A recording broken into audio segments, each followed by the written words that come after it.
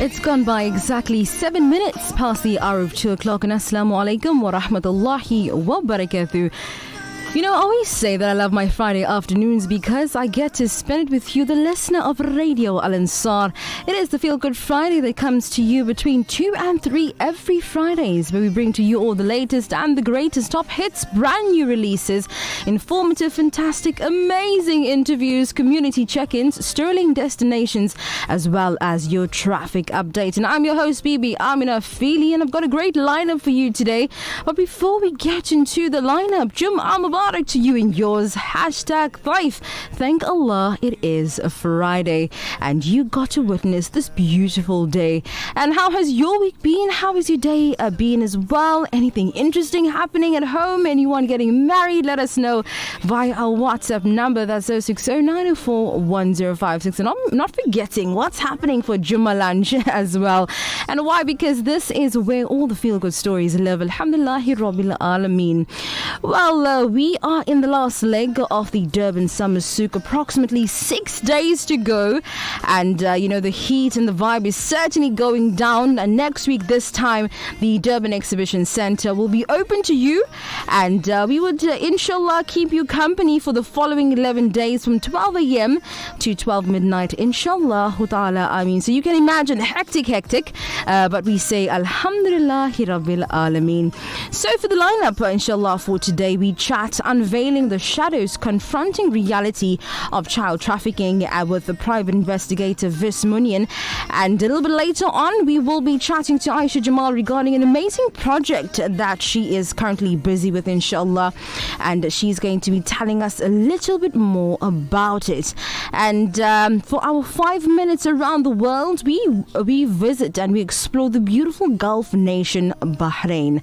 All that and more, you can definitely stay tuned to 90.4 FM in Durban and 105.6 FM in Pietermaritzburg. Indeed, you are listening to the Feel Good Friday. But if you want to listen to us via our audio stream, that is radioalansar.org. Yes, indeed, that is radioalansar.org. But indeed, if you'd like to listen to us wherever you are, in your homes and in your car, you can watch us live on our Facebook, and that is Radio Al Ansar on Facebook. It is 90.4 FM in Durban and 105.6 FM Pietermaritzburg. So we're doing things a little bit different today. No traffic, but we're going to jump straight into it for this particular afternoon. But it is all about the vibes and all that good stuff, and you can definitely send us your messages via our WhatsApp numbers. That is 060-904-1056. Inshallah, don't go anywhere, as up next we chat to Vis Munien on child trafficking.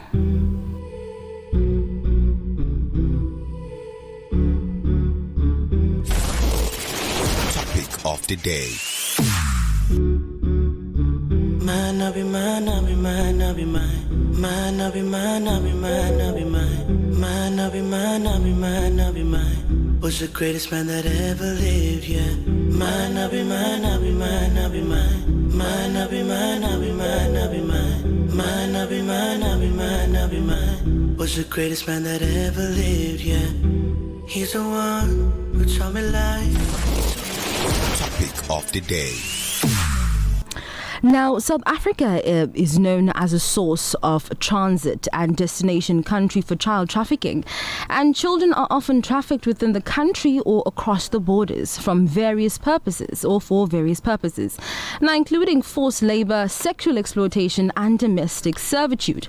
And according to a report by UNICEF, it is estimated that around about 30,000 children are trafficked annually in South Africa. Now, the vulnerable population such as the orphan children, street children, and those living in poverty are at higher risk of being trafficked. And now, to curb this malice, the United Nations launched the 16 Days of Activism for No Violence Against Women and Children, which are held annually from the 25th of November, which is the International Day for No Violence Against Women and Children, and to the 10th of December, that is the International Human Rights Day. Though the 16 Days of Activism term for 2023 expired earlier this week, we indeed believe that this 16 days may not be sufficient for the sensitive issue. And today we would further prolong this dialogue today on our Feel Good Friday, inshallah ta'ala, Ameen. And joining me to share their expertise on this particular sensitive topic is private investigator Mr. Vis Munien. Mr. Vis Munien, welcome to the Feel Good Friday. Good afternoon to you, Amina, and good afternoon to the listeners. Absolutely. So good to have you here. Thank you. Absolutely. Now, this is a hard-hitting topic, and we don't usually visit these types of topic on the Feel Good Friday, but we saw the absolute need to do so. So let's get straight into it. Now, in your experience, what are some of the common misconceptions or myths about child trafficking that you often come across, and how can we dispel them?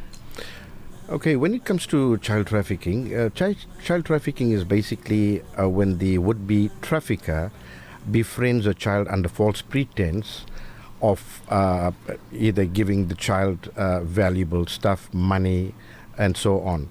And his intention is to remove the child and take her or him to a place where he either sexually exploits them or they use them for labor with the interest of profit. So it's just about the profit, it's about the money that they make in this process. Absolutely. Now, could you share any specific cases or stories that highlight the gravity of child trafficking that impacts on us on a daily basis or the lives of victims? Oh yes, I've dealt with many cases, but there's one case whereby this would-be trafficker, he befriended this lady, and he noticed that she had a daughter, and then for some apparent reason he said, look, can she live over at his flat with the family and so on. But his intention was damaging. He had a lady there which they call a madam.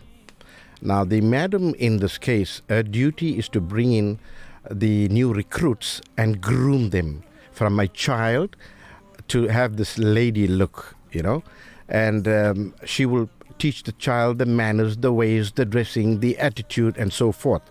However, the actual trafficker, he has orders from some are businessmen, some are people that live within the vicinity, and they do a transaction financially, and the saddest part of it, the highest bidder kind of thing for a child, which is absolutely disturbing. Absolutely. Now, what are some key factors or vulnerabilities that make children more susceptible to being targeted by traffickers? And how can we work towards addressing and preventing these vulnerabilities? Well, children seems to be, they generally are very trusting. And when they find somebody, and most of the cases currently are on social media, all your social media, they tend to befriend them, as I said, and promise them and start giving them money and clothing and so on. When the child gains the trust, he asks her to meet me at a certain place.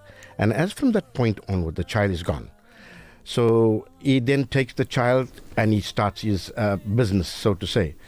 And there is more to it. And these excuse my term, these monsters, they are well-dressed, some in suits, and living in penthouses. And this is their form of making money.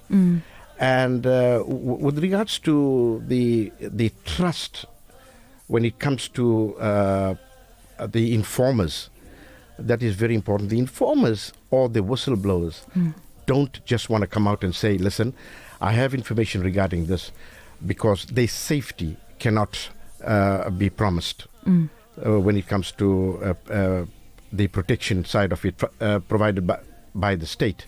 So they are very scared to actually come out and bring this information on. But there are methods that is used in terms of investigation to actually take out information and use it without their identity being brought about. Now, based on your experience, what are some of the biggest challenges investigators face when trying to dismantle child trafficking networks and bring the perpetrators to justice? Well, I think almost every investigator will agree with me. When an investigator does his best, and one of those top-notch investigators, he does his best and it's taken to court. Somewhere along the line, some of the cases go nowhere, some of the cases insufficient evidence, and so forth and so forth. But just my opinion, I feel that there are too many loopholes within the laws that have been drawn up, and the justice system needs to impose harsher sentences and less leniency. So that will create fear as to there's the law and this is a no-go area. Now, do you think, to speak off the cuff, do you think that the death penalty would be a great thing to bring back for the country? Absolutely. It has worked in this country. And yes, I respect the Constitution. However, it worked throughout the world. It creates fear. It creates, I would not do that. The idea of the Constitution should protect all citizens. But my concern is the victim, not the perpetrator. Would you respect you all? Absolutely. So how does it really happen? Do they plan to, go to malls a certain day and just grab kids, or, how are our kids really safe? How does it really happen? Well, I think what you're dealing with is organized crime. These are syndicates that are professional. They know what to do, how to do. In this organization or the syndicate, there are people who do the recruiting, there are people who do the ordering, there are people who give you the accommodation, there are people who bring in the clientele and so forth. So it's a huge network, and the people that deals with this mainly is the specialized units, and respect to them because they have the resources, the know-how, and they have they absolutely intellectual, as they have been trained, absolutely skilled. Absolutely. I was actually going to ask you, with regards to these types of crimes, who really handles them? But I think you answered that question for us. Now, this December, we are within December. So, what can parents do to keep their children safe? Because I have 2 children and, I wouldn't say I'm the paranoid parent, but I am scared to go, in December in busy places because I have 2 little ones. So how can parents keep their kids safe this December? I think look after or protecting a child, right? Remember, they fall under the Children's Act.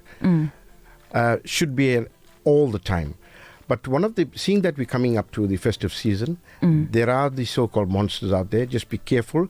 If you're going into a public area, your beaches and all your into town and so forth, and if for some reason the child has to sit on another table and so forth, you could have these bands on them, which you can monitor with your cell phone. Secondly, do not allow any child to go without the parent to a toilet. The mum will go with the daughter, dad will go with the son, and you got to ensure that they arm's length. It's your responsibility. So we, in this country we cannot depend on anybody but ourselves. Firstly, 100%. And I wanted to ask you, with your experience, is there any particular case that stands out and says, if I have to inform the public about this, they can take heed and cognizance of this particular case, and they can protect their kids so they don't end up like this individual victim in this case? I think transparency between the parent, the child, or the guardian, and so forth, is very important. Current cases, right, are being investigated from this, we call them cybercrime unit, is where the social network that is being used, and these would-be traffickers or child traffickers, they're using this the social media thing, well said, to actually communicate to them. So know what your child on what network she's on, or what she's doing online and so forth. And she needs to be open and discuss it. And for the kids themselves, the children, they should also tell a friend, this is what happened online, and is it safe? Or speak to your parent if you open enough.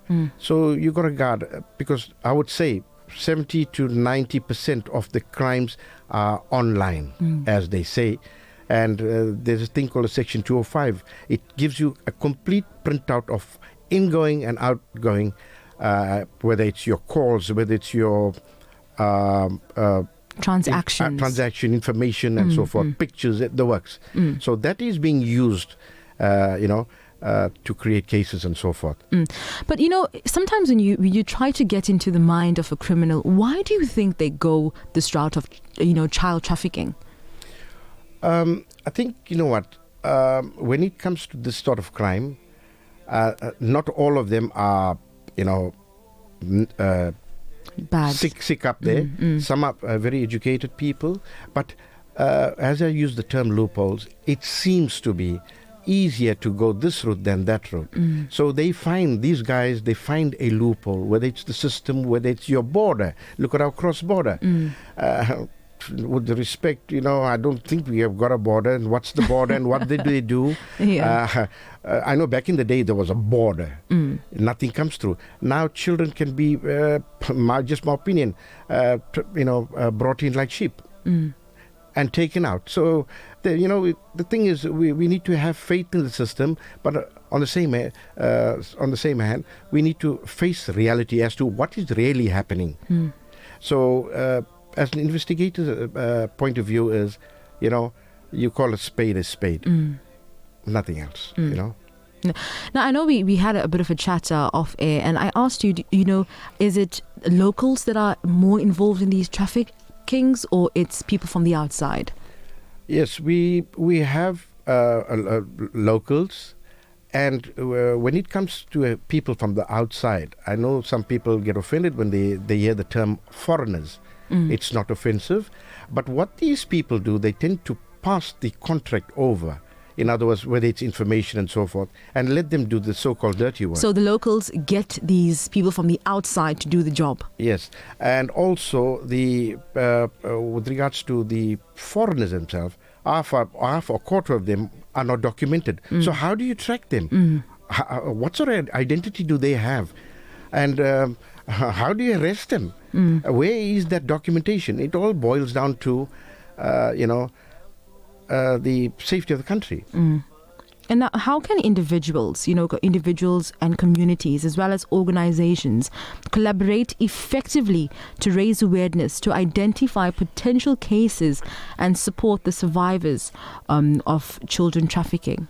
Well, I must say and congratulate and thank especially the NGOs, the community-based organizations, the community or the private sector for doing a lot of presentations, safety awareness and so forth, because they've left the family, they've used their own resources, they come out in numbers, and they want to actually create a safe environment for children. And they are passionate in fighting and combating crime.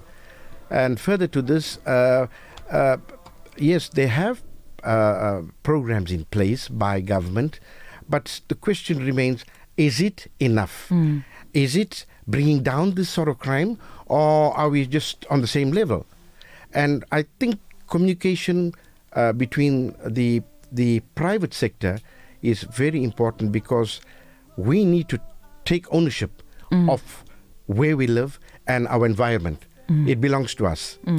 So it's fighting crime is a social responsibility. So we need to do so. Absolutely. Well, thank you so much, Mr. Munien, for joining us today. I wish we could go more into this, and I think, a lot of us need to, speak more about these types of topics. And before we leave you, are there any last words? Well, I'd like to say to our community, with these times that we live, we need to be proactive. We need to be out there. We need to ensure safety to the fullest, as it seems to be we are responsible for the safety of our families and the neighborhoods. So be safe out there. Absolutely. Well, thank you so much, Mr. Munien, and hope to hear from you soon. Thank you, my dear. Absolutely. All right, indeed, it's 90.4 FM in Durban and 105.6 FM in Pietermaritzburg. And indeed, that was an interview with private investigator Munien.